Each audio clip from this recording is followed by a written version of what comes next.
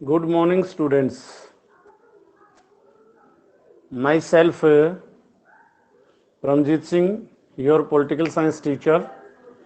आज हम political science की क्लास स्टार्ट कर रहे हैं और सबसे पहले आज मैं आपको कोई लेसन नहीं करवा रहा हूं, मैं आपको विषय सूची करवा रहा हूं। जो फर्स्ट पेज होता है उसमें नाम लिखे हुए होते हैं लेसन्स के, और हमारे टाइम पर सबसे पहले टीचर वो लेसन के नाम याद करवाते थे। हमें सभी बुक्स के सभी लेसन्स के नाम याद होते थे, उनके राइटर्स के नाम याद होते थे। हिंदी वगैरह में जैसे लेसन्स के राइटर होते हैं, और फिर टेबल की तरह जैसे ब्रोकन टेबल होती है ना, वो भी लेसन याद होते थे। फिफ्थ लेसन कौन सा, सिक्स्थ कौन सा है, एट्थ कौन सा है। तो आजकल बच्चों को पता ही नहीं होता, ये नहीं पता होता कितने लेसन हैं। तो आज हम पहले वो विषय सूची कर रहे हैं। पॉलिटिकल साइंस में हमारे यहाँ पर सबसे पहले तो बुक्स दो हैं।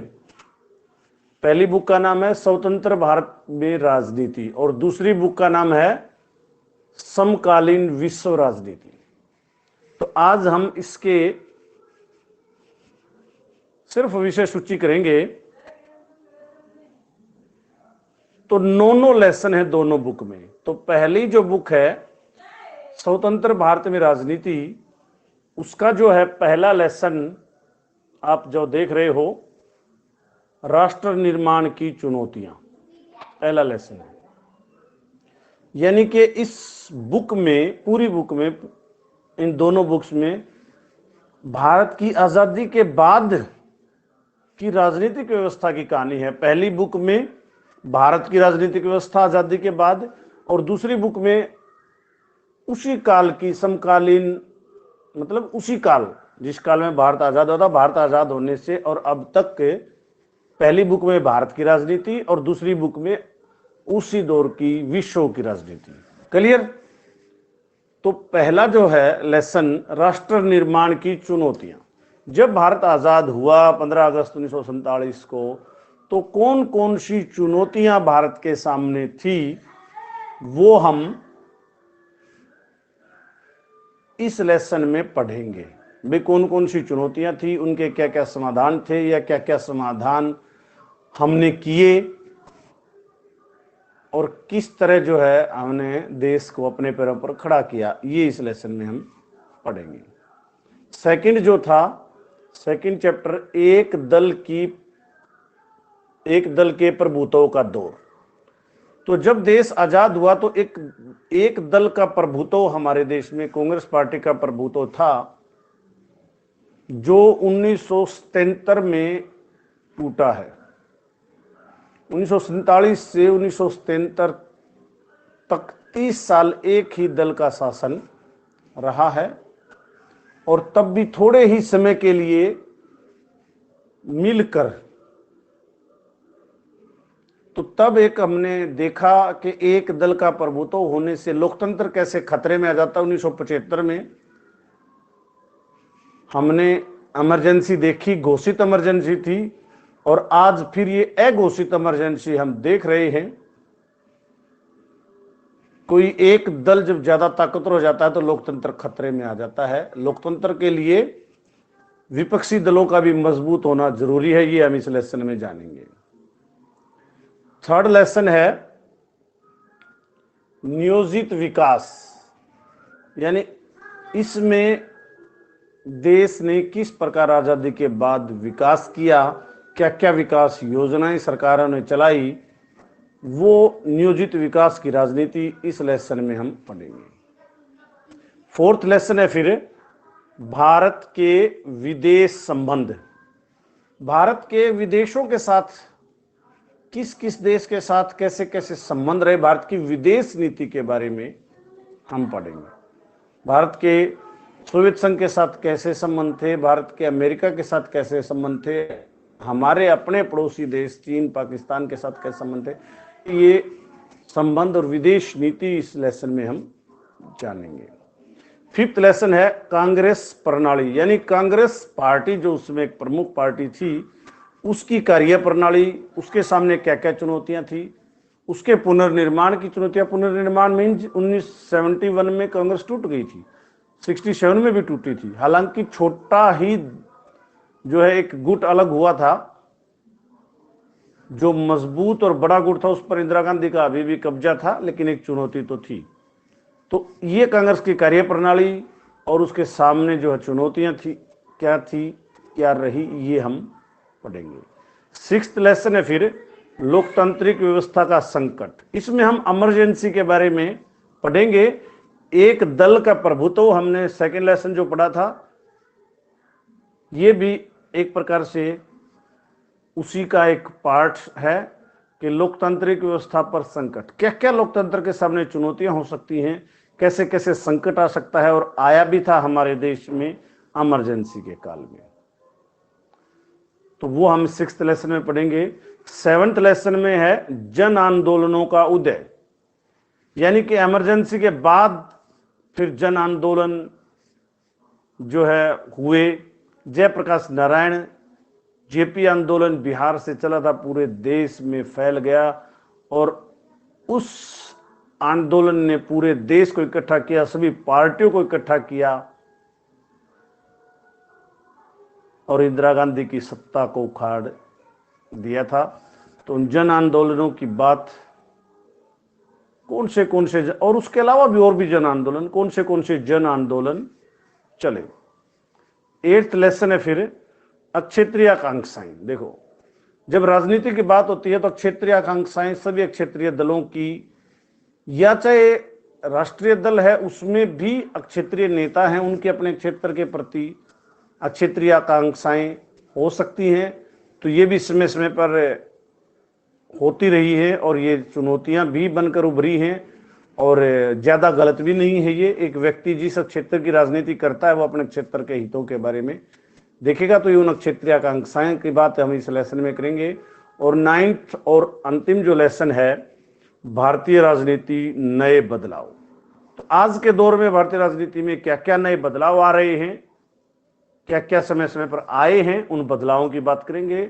जैसे हमने स्टार्टिंग में देखा कि भारतीय राजनीति में सबसे पहले एक दल की प्रभुसत्ता थी, फिर इमरजेंसी के बाद 2 दल हुए, फिर बहुदलीय व्यवस्था चली, अभी भी है तो व्यवस्था बहुदलीय, लेकिन फिर एक दल के प्रभुत्व का दौर। इस तरह के और परिवर्तन भारतीय राजनीति में क्या क्या है वो इस लेसन में पढ़ेंगे। तो ये 9 लेसन हैं जो स्वतंत्र भारत की राजनीति के बारे में हैं। और 2nd जो बुक है समकालीन विश्व की राजनीति, उसी दौर में भारतीय आजादी से लेकर आज तक विश्व की राजनीति के बारे में हम इस बुक में पढ़ेंगे।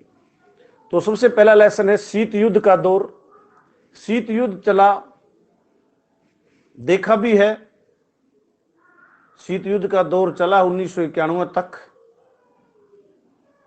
तो हमें तो समझ नहीं थी, हमारे बुजुर्गों ने देखा है। 1991 में हम 7th 8th क्लास में थे, तो शीत युद्ध का ज्ञान नहीं था। शीत युद्ध क्या था, जैसे हमने 10th में पढ़ा है, रूस की क्रांति पढ़ी है। 1917 में रूस की क्रांति के बाद सोवियत संघ का गठन हुआ था। 16 देशों ने मिलकर सोवियत संघ का गठन किया था, यानी रूस ने अपने जो अधीन राष्ट्र थे उनको लेनिन ने स्वतंत्र कर दिया था कि आप चाहें तो सोवियत संघ में रूस के साथ रह सकते हैं, सम्मान के साथ रहेंगे, आपको आपके जो प्रभुसत्ता के साथ कोई खिलवाड़ नहीं होगी। और तो वो अपनी मर्जी से सोवियत संघ में बने रहे थे। तो उस दौर में अमेरिका और सोवियत संघ दोनों शक्तिशाली देश थे। वो शीत युद्ध था, युद्ध नहीं हुआ दोनों का कभी, लेकिन दोनों में आपसी बयानबाजी में टकराहट, हर अंतरराष्ट्रीय मंच पर टकराहट, किन्हीं 2 देशों का युद्ध, उन दोनों की टकराहट, भारत पाकिस्तान का युद्ध होता था तो उन दोनों की टकराहट, वो शीत युद्ध का दौर था। भारत पाकिस्तान के युद्ध में तो ऐसा होता था, पाकिस्तान के पक्ष में उधर से अमेरिका अपना बेड़ा छोड़ देता, और छोटा भी था, छोड़ देता क्या, अमेरिका ने अपना जो है जहाजी बेड़ा भेज दिया था, और इधर से जैसे अमेरिका ने अपना बेड़ा भेजा, समुद्री बेड़ा, इधर से सोवियत संघ ने भी अपना बेड़ा भारत के पक्ष में भेज दिया था। फिर अमेरिका ने बीच रास्ते से, जब पता चला सोवियत संघ ने अपना बेड़ा भेज दिया, तो अमेरिका ने बीच रास्ते से उसको वापस बुला लिया, तो सोवियत संघ ने वापस बुला लिया। ये शीत युद्ध का दौर था, दोनों आपस में डरते भी थे, दोनों को कहते हैं ना समुद्र दुश्मन की ताकत को कम नहीं आंकना चाहिए, कम नहीं आंकते थे, दोनों एक दूसरे से डरते थे। और दुनिया ये डरती थी कि इन दोनों का युद्ध हुआ तो परमाणु शक्ति संपन्न है, दोनों विश्व युद्ध खतरनाक होगा। चलो, तो ज्यादा नहीं, शीत युद्ध का वो दौर था। फिर सेकंड चैप्टर है दो ध्रुवीयता का अंत। उसके बाद इस दो ध्रुवीयता का अंत हुआ। दो ध्रुवीयता मतलब दो ध्रुव थे, शक्ति के दो केंद्र थे, टू पोलर्स, एक अमेरिका और एक सोवियत संघ। जब 1991 में सोवियत संघ टूटा, दोबारा रूस अस्तित्व में आया, तो सोवियत संघ इतना मजबूत नहीं रहा और तब दो ध्रुवीयता का अंत हुआ। इसी से रिलेटेड आगे थर्ड लेसन है अमेरिकी वर्चस्व। उसके बाद विश्व में अमेरिका का वर्चस्व हो गया अभी तक, समय समय पर यह बदलता रहा है। कभी वर्चस्व था, सबसे शक्तिशाली देश इंग्लैंड होता था जब दुनिया पर इंग्लैंड का शासन था। फिर दूसरे विश्व युद्ध के बाद इंग्लैंड कमजोर हो गया, दुनिया आजाद हो गई, अमेरिका ताकतवर हो गया, अमेरिका और सोवियत संघ दो ध्रुवीय व्यवस्था आ गई। फिर 1991 में सोवियत संघ टूट गया, तो फिर अमेरिका का वर्चस्व आ गया। और अभी जो है थोड़ा सा पीछे है चाइना, बहुत ज्यादा पीछे नहीं अमेरिका से, थोड़े दिन में हो सकता चाइना अमेरिका को क्रॉस कर जाए या सोवियत संघ की तरह दोबारा जो है दो ध्रुवीय व्यवस्था, मतलब संभावना है। तो ऐसे वक्त के साथ साथ सब कुछ बदलता है। तो अमेरिका का वर्चस्व हुआ और उसके बाद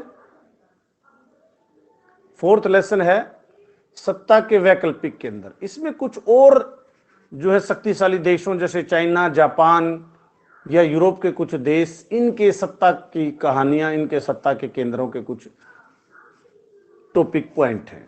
फिफ्थ है दक्षिण एशिया। हम भारत जो है दक्षिण एशिया में आता है। दक्षिण एशिया का एक, दक्षिण एशियाई देशों का एक सहयोग संगठन भी है दक्षेस। तो ये दक्षिण एशिया की राजनीति के बारे में है। उसमें भारत है, पाकिस्तान है, नेपाल है, भूटान है, अफगानिस्तान है, म्यांमार है, बांग्लादेश है, अपना श्रीलंका है, मालदीव है। ये हमारे पड़ोसी देश सब दक्षिण एशिया का हिस्सा है और दक्षेश में शामिल है। उसके बाद छठा लेसन अंतर्राष्ट्रीय संगठन। अंतर्राष्ट्रीय संगठन अनेक हैं।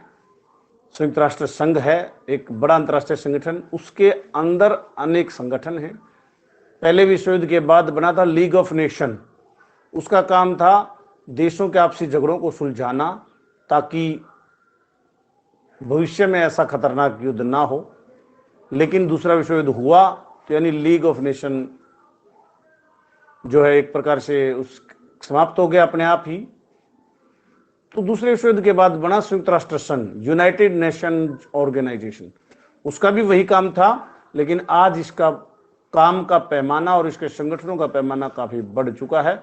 ये अंतर्राष्ट्रीय संगठनों के बारे में छठा लेसन। सातवां है समकालीन विश्व में सुरक्षा। आज इस विश्व में विश्व की सुरक्षा क्या है जब इतने खतरनाक हथियार हैं सभी, और एक सुरक्षा परिषद नाम से संगठन भी है यूएनओ का। तो समकालीन विश्व में सुरक्षा सेवंथ लेसन में पढ़ेंगे।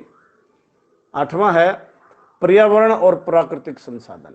जब देश दुनिया विकास कर रही थी, नए उद्योग और नए युग में प्रवेश कर रही थी, आधुनिक युग में, तो एक पर्यावरण का और प्राकृतिक संसाधनों का संकट खड़ा हुआ। हमने ये 10th में पढ़ा है। रियो डी जेनेरो ब्राजील में ये एक अंतर्राष्ट्रीय सम्मेलन हुआ था जहां पर इस पर चर्चा हुई थी प्राकृतिक संसाधनों को कैसे बचाया जाए, कैसे पर्यावरण को बचाया जाए। तो इसमें 8वें लेसन में प्राकृतिक संसाधन और पर्यावरण।